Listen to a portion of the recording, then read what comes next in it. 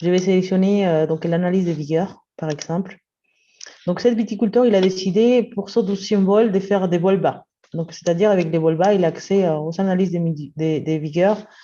Je vais cliquer ici. Il a accès aux analyses des vigueurs et des milieux principalement. Et après, nous savons, pardon, je répète, analyse des milieux, vigueurs et surface énervée. Donc, c'est des analyses qui sont déjà en mode opérationnel.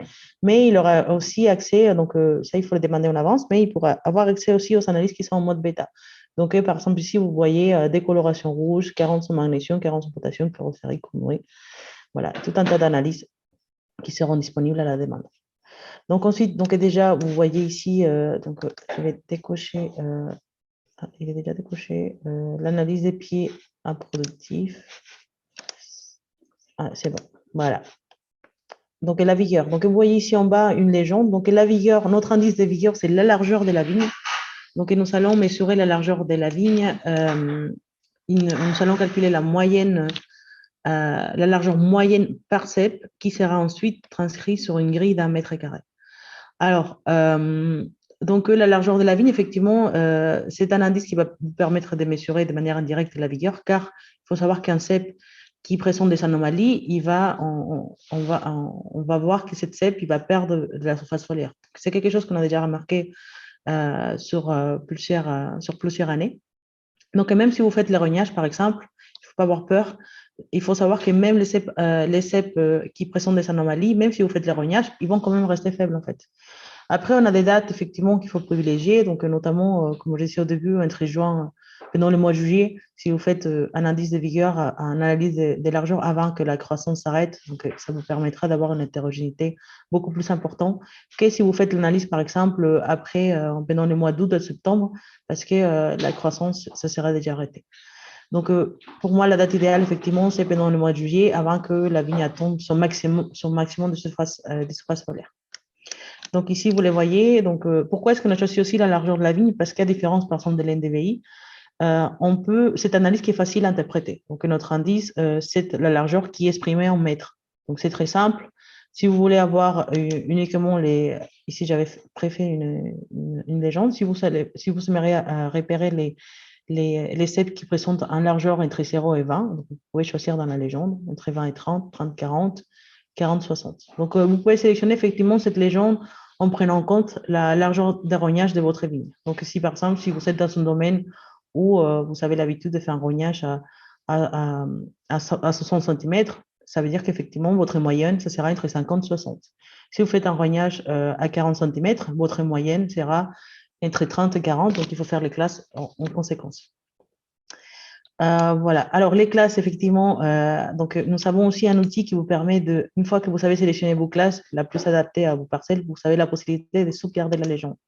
Vous cliquez ici, vous créez, je l'avais déjà fait en amont, mais vous pouvez choisir un nom de légende. Pour chaque classe, vous mettez un petit nom. Donc, ici, j'avais sélectionné très faible, faible, moyenne et forte. Vous faites soumettre. Et après, vous avez la possibilité dans la caisse gérer les légendes, choisir la légende que vous aimeriez afficher par défaut. Voilà.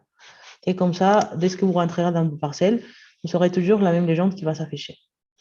Donc, la légende, ça réfléchira une fois. Donc, on pourrait vous accompagner effectivement dans les premières voies pour qu'on puisse choisir ensemble la légende qui ira avec. Parfois, on peut sélectionner aussi deux légendes, ce que j'ai l'habitude de faire. Je vais choisir une légende début de saison avec effectivement des classes un petit peu plus serrées vers entre 0 et 30. Et en fin de saison, je vais plutôt essayer de me rapprocher à la taille de rognage pour mieux observer l'hétérogénéité.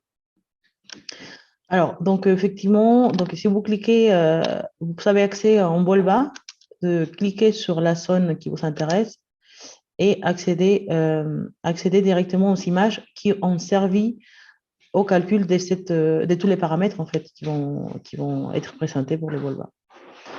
Alors, donc je vous rassure, l'affichage est un peu long parce qu'il est en mode partage des connexions depuis son.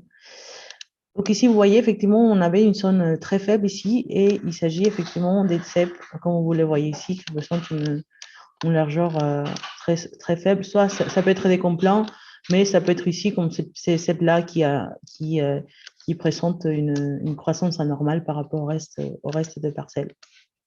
Voilà, ici pareil. Alors, l'avantage de notre analyse aussi par rapport au satellite, c'est que nous, on peut décider effectivement de ne pas prendre en compte dans les calculs la présence des manquants. Parce que, par exemple, sur satellite, si vous savez une zone avec beaucoup de manquants, vous saurez une zone qui va paraître faible parce qu'il y a des puits manquants. Nous, on peut décider de ne pas en prendre compte pour être sûr que c'est ce qu'on affiche, ça va correspondre vraiment à la largeur des ceps qui sont présents dans la parcelle.